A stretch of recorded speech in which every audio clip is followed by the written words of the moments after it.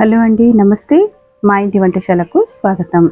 ఈరోజు వీడియోలో అయితే సింపుల్గా ఈజీగా ఎగ్ కర్రీని ఎలా చేసుకోవాలో చూద్దాం. ఇట్లా ఎగ్ కర్రీ చేసుకుంటే గ్రేవీ థిక్గా వస్తుంది అండ్ టేస్ట్ కూడా చాలా బాగుంటుంది. ముందుగా స్టవ్ మీద ఒక బాండ్లీ పెట్టేసుకొని దీంట్లోకి 1 స్పూన్ వరకు ఆయిల్ యాడ్ చేసుకుంటున్నాను.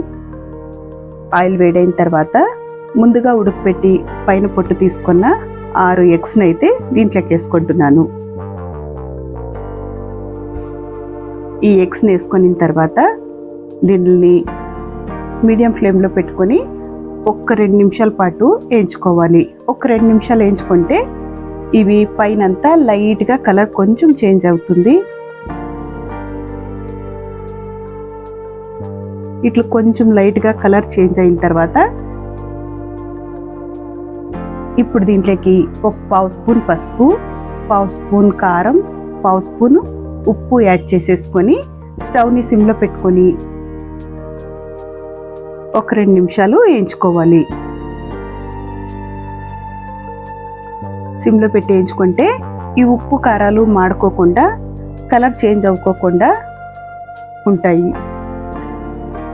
హైలో పెట్టేస్తే ఈ ఉప్పు కారాలు బాగా మాడిపోయి కలర్ చేంజ్ అయిపోతాయి కాబట్టి సిమ్లో పెట్టే 1-2 నిమిషాలు వేయించుకుంటే సరిపోతుంది. ఇవి ఇట్లా 1-2 నిమిషాలు వేయకపోతే ఈ ఎగ్ పైనంతా ఇట్లా గోల్డెన్ బ్రౌన్గా వేగిపోతుంది. చూడండి, ఇంత మాత్రం వేగితే సరిపోతుంది.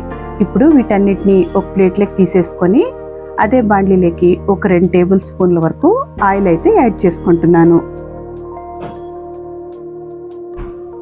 ఆయిల్ వేసుకున్న తర్వాత ఈ ఆయిల్ కొంచెం వేడైన తర్వాత ఒక పెద్ద సైజు ఆనియన్ అయితే మిక్సీలోన గ్రైండ్ చేసి పెట్టుకున్నాను. ఆ పేస్ట్ని దీంట్లోకి వేస్తున్నాను. ఆనియన్ కట్ చేసి వేసుకోవడం కంటే ఇట్లా గ్రైండ్ చేసి వేసుకుంటే మనకి కర్రీ అనేది గ్రేవీ కొంచెం ఎక్కువ వస్తుంది. ఈ ఆనియన్ కొంచెం వేగిన తర్వాత దీంట్లోకి 1-2 పచ్చిమిరపకాయలని పొడవుగా కట్ చేసుకొని వేసుకుంటున్నాను. ఇప్పుడు దీంట్లోకి పైన కొంచెం కరివేపాకు వేసుకునేసి 1 స్పూన్ వరకు అల్లం వెల్లిపాయ పేస్ట్ని వేసుకుంటున్నాను. ఈ అల్లం వెల్లిపాయ పేస్ట్ని 1-2 నిమిషాల వరకు పచ్చివాసన పోయే వరకు వేయించుకోవాలి. ఇట్లా 1-2 నిమిషాలు వేయించుకున్న తర్వాత ఇప్పుడు దీంట్లోకి 3 మీడియం సైజు టమాటోల్ని గ్రైండ్ చేసి వేసుకుంటున్నాను.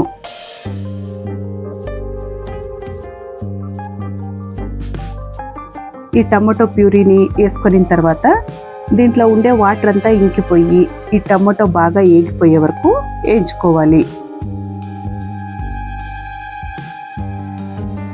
ఇట్లా టమాటో బాగా వేగిపోయి పైనంతా ఆయిల్ తేలుతుంటుంది కదా, అప్పుడు దీంట్లోకి ఇంకా స్పైసెస్ని యాడ్ చేసుకోవాలి. దీంట్లోకి రుచికి సరిపడా ఉప్పు అంటే 1/2 స్పూన్ వరకు ఉప్పు, 1 స్పూన్ కారం, స్పూన్ వరకు ధనియాల పొడి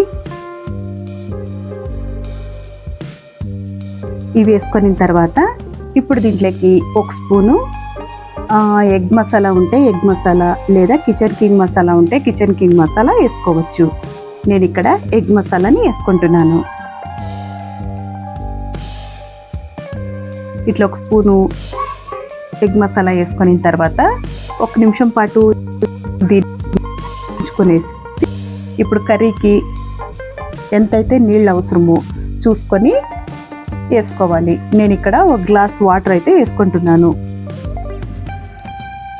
ఈ వాటర్ వేసుకున్న తర్వాత వచ్చే వరకు దీన్ని ఇట్లా కుక్ చేసుకునేసి ఇప్పుడు దీంట్లోకి 1 టేబుల్ స్పూన్ వరకు కసూరి మేతిని క్రష్ చేసుకొని వేసుకోవాలి.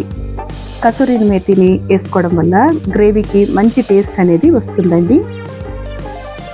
ఈ కసూరి మేతిని వేసుకున్న తర్వాత ఒకసారి బాగా కలుపుకునేసి ముందుగా ఉడికి దీంట్లోకి వేసుకొని 1-2 నిమిషాల పాటు అయితే కుక్ చేసుకోవాలి. ఇట్లా 1-2 నిమిషాలు కుక్ చేసుకుంటే మన అనేది పర్ఫెక్ట్గా తయారైపోతుంది. ఇప్పుడు దీంట్లోకి పైన కొంచెం కొత్తిమీర చల్లుకొని ఇంకా స్టవ్ ఆఫ్ చేసేసుకోవడమే. ఇప్పుడైతే మన ఎగ్ కర్రీ అయిపోయిందా. ఇంకా రోటీ, చపాతీ, పులావ్ దేంట్లోకైనా పర్ఫెక్ట్గా సరిపోతుందండి. ఈ వీడియో మీకు నచ్చితే లైక్ చేయండి, షేర్ చేయండి, సబ్స్క్రైబ్ చేసుకోండి. మరి వీడియోతో అయితే మళ్ళీ కలుస్తాను. ఉంటానండి.